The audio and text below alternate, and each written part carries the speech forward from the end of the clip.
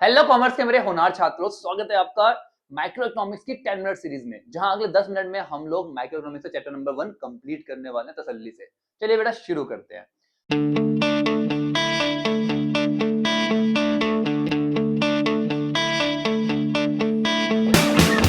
सबसे पहले शुरू करते हैं हमारी जरूरतों से, हमारी वांट से, जो कि अनलिमिटेड है, जो कभी खत्म नहीं होती, इसका कोई अंत नहीं है।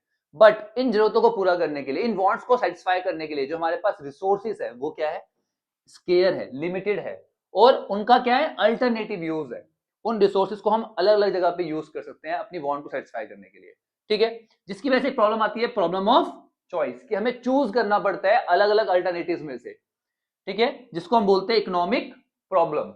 और जब हम इसकी स्टडी करते हैं, किसकी स्टडी करते हैं? इकोनॉमिक प्रॉब्लम की, तो उसको बोलते हैं इकोनॉमिक्स। तो इकोनॉमिक्स एक ऐसा सब्जेक्ट है जिसमें हम स्टडी करते हैं ह्यूमन बिहेवियर की, कि वो किस तरीके से अपने स्केयर रिसोर्सेज को यूज करता है। सिंपल एग्जांपल समझो, आपके पास 50 रुपए हैं, आप एक बेकरी में गए, बेकरी में आपको बहुत सारे अल्टरनेटिव मिले 50 रुपए खर्च करने के लिए, कि आप वहां पे पेस्ट्री भी खरीद सकते हो, पेटीज भी खरीद सकते हो, या फिर और भी 2-3 चीजें होगी जो आप खरीद सकते हो। तो आपको के पास क्या हुआ? रिसोर्सेज आपके पास लिमिटेड है, 50 रुपए है, बट उसको खर्च करने के लिए अल्टरनेटिव यूज है, जिसकी वजह से आपको प्रॉब्लम ऑफ चॉइस हुई, आपको चुनना पड़ा कि आपको क्या परचेज करना है उनमें से। तो यहां से जो प्रॉब्लम होती है उसको बोलते हैं इकोनॉमिक प्रॉब्लम, और जब हम उसकी स्टडी करेंगे तो क्या बन जाएगा? इकोनॉमिक्स। आई होप समझ में आ गया। चलिए, अब इकोनॉमिक्स को दो पार्ट में डिवाइड किया जाता है, माइक्रो और मैक्रो। माइक्रो का मतलब होता है स्मॉल, और मैक्रो का मतलब होता है लार्ज।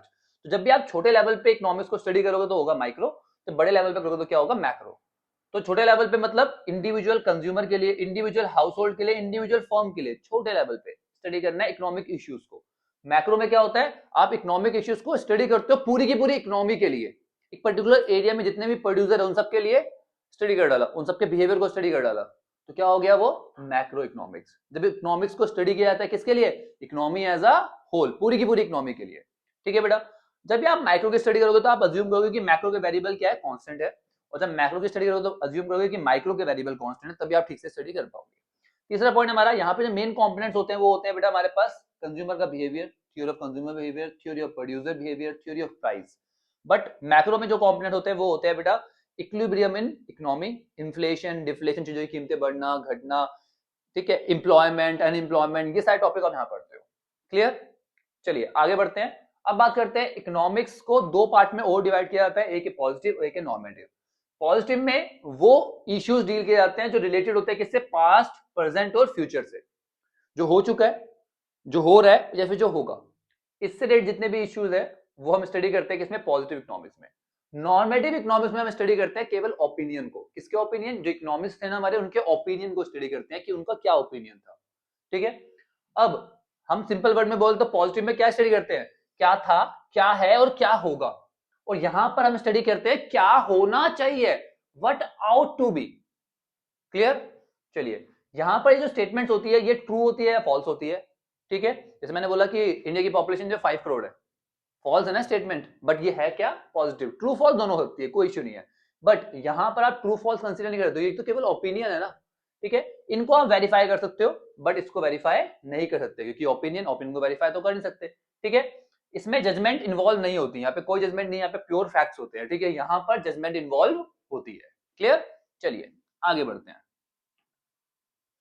चलिए, तो अब आता है बेटा हमारे पास इकोनॉमी। इकोनॉमी क्या होता है? इकोनॉमी एक ऐसा सिस्टम है जिससे एक एरिया में रहने वाले लोग अपनी लाइवलीहुड, अपनी लिविंग अर्न करते हैं। एग्जांपल समझो, आपके लिए में एक बेकरी है, उस बेकरी से कितने लोगों को उनकी जीविका मिलती है, उनकी लाइवलीहुड मिलती है। जो लोग उनको रॉ मटेरियल दे रहे हैं, जो वहां पे काम कर रहे हैं, सामान बना रहे हैं, ठीक है ना, जो पेस्ट्री वगैरह बना रहे हैं, केक वगैरह बना रहे हैं, और इसको ट्रांसपोर्ट करने के लिए जो लोग लगे हुए हैं, इन सबको क्या मिल रहा है? वहां से लाइवलीहुड मिल रही है। तो एक पर्टिकुलर एरिया में ही वर्क कर रहे हैं ना, ये बेकरी कहाँ एक पर्टिकुलर एरिया में ही है, हाँ या नहीं? तो उस एरिया से इन सभी लोगों को क्या मिल रहा है? लाइवलीहुड मिल रहा है, उसी को बोलते हैं एक इकोनॉमी। समझ में आ गई बात? चलिए चलिए, अब 3 तरह की इकोनॉमी हमें पढ़नी है बेटा। पहली है सेंट्रल प्लान, दूसरी मार्केट, और तीसरी मिक्स इकोनॉमी। पहले सिंपली समझ लो, यहाँ पर सेंट्रली प्लान्ड इकोनॉमी मतलब यहाँ पर सब कुछ कौन करेगा? सेंट्रल अथॉरिटी या गवर्नमेंट करेगी, सब कुछ गवर्नमेंट के कंट्रोल में होगा। यहाँ पर सब कुछ मार्केट के ऊपर छोड़ दिया जाएगा, मार्केट फोर्सेस पे छोड़ दिया जाएगा। जैसा जैसा मार्केट को अच्छा लगेगा वही यहाँ पे सब कुछ होगा, जिसकी डिमांड होगी, जिसकी सप्लाई होगी, वो सब कुछ मार्केट पे डिपेंड करेगा। ठीक है, अब मिक्स इकोनॉमी, यहाँ पर दोनों की ही विशेषताएं होती है। ठीक है, इन दोनों को कंबाइन करके मिक्स इकोनॉमी बना दिया गया। क्लियर? चलिए अब एक एक करके समझते हैं। इकोनॉमिक एक्टिविटी या कंट्रोल बाय, इकोनॉमिक एक्टिविटी मतलब what to produce, how to produce, for whom to produce, ये सब चीजें कौन कंट्रोल करता है यहाँ पर? गवर्नमेंट। यहाँ पर सब कुछ मार्केट फोर्सेस पे डिपेंड करता है और यहाँ पर गवर्नमेंट जो है वो रेगुलेट करती है, बट सब कुछ मार्केट के ऊपर छोड़ दिया जाता है। ठीक है, तो दोनों के कैरेक्टरिस्टिक्स आ गए यहाँ पे। चलिए यहाँ पे मोटिव क्या होता है? Social welfare. गवर्नमेंट का क्या मोटिव है? लोगों की भलाई करना। ठीक है, बट मार्केट इकोनॉमी में मोटिव क्या होता है? केवल प्रॉफिट बढ़ाना, अपना प्रॉफिट बनाना है, बात खत्म। ठीक है, यहाँ पर दोनों होते हैं। तो गवर्नमेंट तो लोगों की भलाई के लिए काम करती है और जो प्राइवेट इंडिविजुअल्स है अपने प्रॉफिट के लिए काम करते हैं। ठीक है बेटा, चलिए कंज्यूमर सॉवरेनिटी, कहां पर कंज्यूमर राजा है?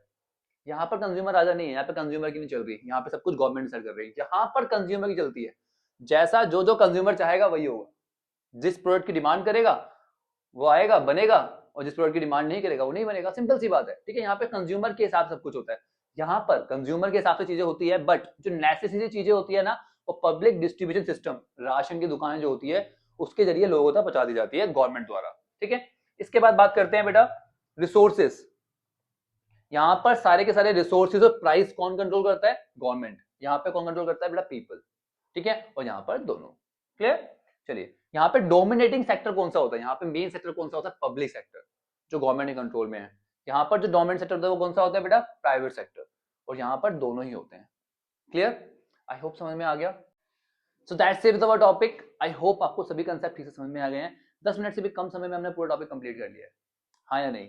इस तरीके से पूरी बुक कंप्लीट करने वाले हैं। आप बस अपने भाई के चैनल को फॉलो करो और अपने दोस्तों के साथ सब कुछ शेयर कर दो। बोलो कि हाँ भाई कम टाइम में ज्यादा समझना है तो शर्मा जी कॉमर्स वाले पे आ जा। चलिए बेटा मिलते हैं नेक्स्ट वीडियो में नए चैप्टर के साथ। तब तक के लिए take care, bye bye, study hard.